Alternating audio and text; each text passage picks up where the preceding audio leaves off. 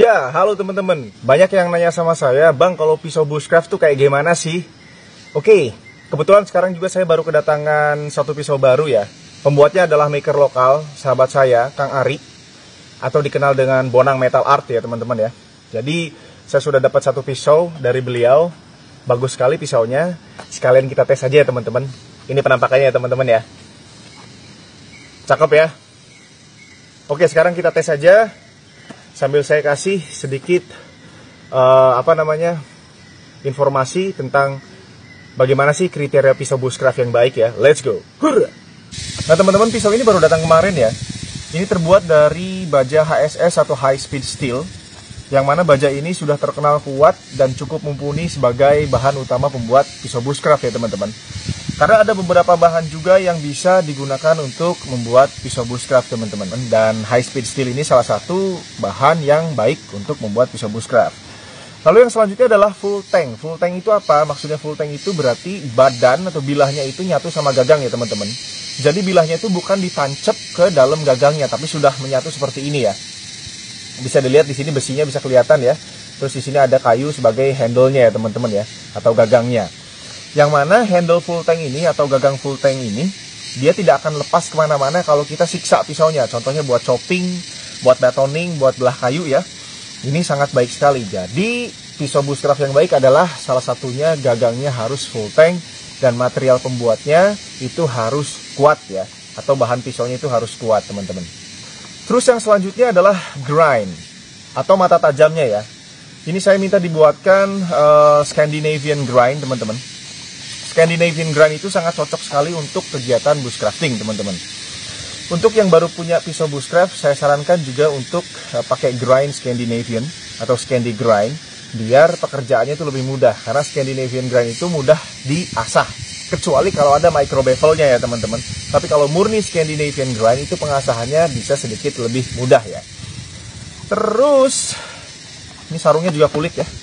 Asik banget, udah ada cantolan buat ferroceriumnya juga di sini ya teman-teman ya. Terus ukuran pisau bushcraft itu tidak terlalu besar ya teman-teman. Ini kurang lebih panjang keseluruhannya adalah 23 cm teman-teman ya.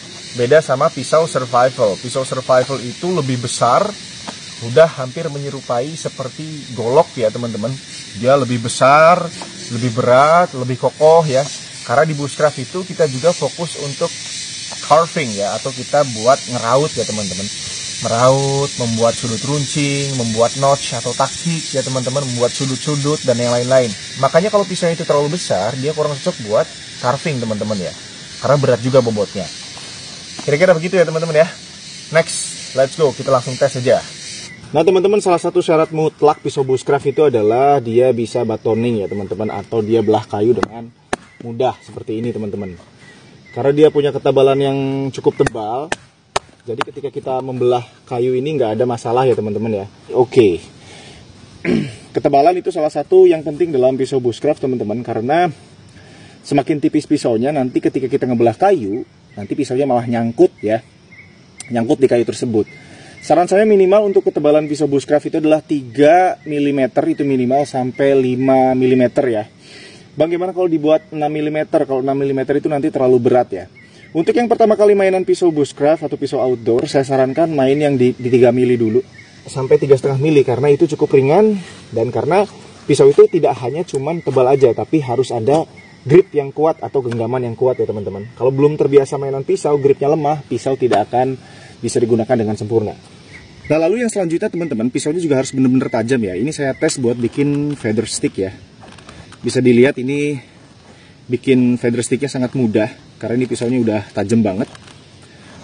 Jadi pisau bushcraft itu mutlak lagi harus tajam ya. Kalau tumpul itu malah bikin kerja kita susah teman-teman.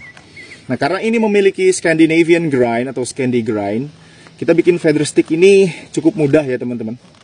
Cukup mudah dan enak. Kayunya akan terraut dengan sempurna ya. Ini salah satunya adalah buat bikin feather stick seperti ini ya teman-teman. Dengan pisau yang tajam memudahkan pekerjaan kalian untuk membuat feather stick. Oke, yang selanjutnya teman-teman ya. Kriteria selanjutnya untuk pisau bushcraft yang baik adalah dia mampu melakukan chopping atau ngebacok ya teman-teman. Tapi tidak membacok atau memotong kayu yang terlalu besar. Cukup ukuran seperti ini aja sudah cukup baik ya teman-teman. Karena pisau ini full tank, seperti yang saya bahas tadi, full tank, jadi gagangnya itu nyatu sama badannya, sama bilahnya. Jadi tidak ada istilah gagang itu coplok atau bilahnya itu terbang kemana-mana, karena bilah dengan gagang itu jadi satu ya teman-teman. Terus karena dia tebel 5 mm, dia punya bobot yang sempurna buat chopping. Kita let's go aja nih. Agak kurang enak kalau pakai sarung tangan ya. Like this.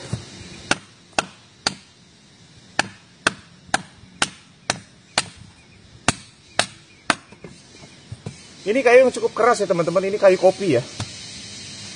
Jadi chopping gak ada masalah di pisau ini ya, mantap. Selanjutnya saya coba buat carving sedikit ya teman-teman ya.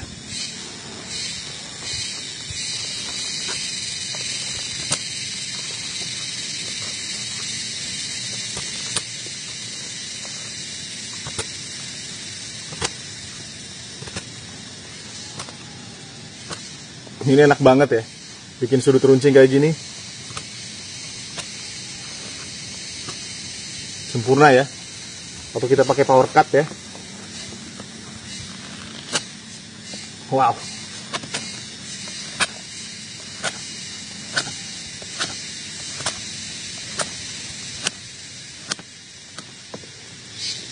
Mantap. Nah teman-teman, setelah tadi pisaunya dicoba buat chopping, buat battening, buat carving juga sedikit ya, sekarang kita tes edge retention. Apakah pisau ini tetap bisa tajam ya setelah tadi agak disiksa ya teman-teman ya. Coba kita lihat ya ketajamannya apakah berubah atau tidak. Saya tes buat bikin feather stick lagi ya. Let's go. Wah, ini bisa dilihat ya teman-teman ya, ketajamannya tidak ada perubahan. Masih tetap tajam, masih oke buat bikin feather stick. Yang mana ini pisau bagus ya teman-teman ya. Nah karena bahan pisaunya juga bagus, dia masih tetap tajam ya teman-teman ya. Ini saya ngiris ngerautnya, bikin feather stick ini nyaris nggak pakai tenaga ya teman-teman, tinggal didorong sedikit aja. Ini pisaunya masih dalam keadaan yang sangat tajam teman-teman. Oke, good. Ya, jadi segitu aja dulu teman-teman ya tentang pisau bushcraft. Maju terus untuk bilah Indonesia. Saya Tommy Hinanda alias Bocah Hutan, signing out. Hurrah!